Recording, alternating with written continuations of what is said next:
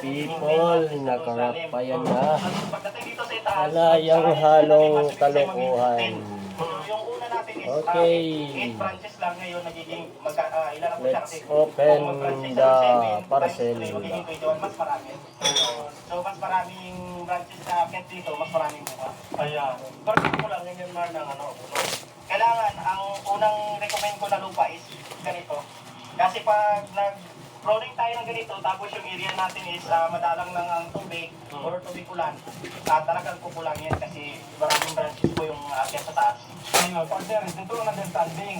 Ibig sabihin, kung ano yung Tingnan business natin dun sa area mo, kung yun okay ang ba technique susundin nyo. Kasi pag sa heritage, dineliver ni Silo. yun ginagamit niya kasi yun effective sa kanya. Baka tayo Ang dito na sa scam, Lola, guys. ito effective po pala yan.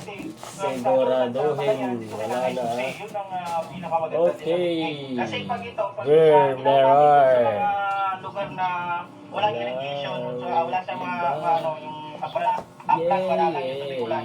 Ito, maninilaw na to pag ganito na kadami yung taas itaas. Ayun. Kasi mag-short na ito ng tubig.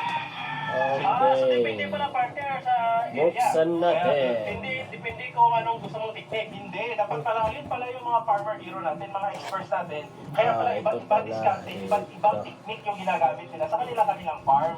Partner, sa ganito karaming bunga, malalaman natin yan. May diskarte ba kayo sa pag-aabono na isusi? Ano ba yung schedule ng pag-aabono nyo? Ilang araw ba ang pagitan?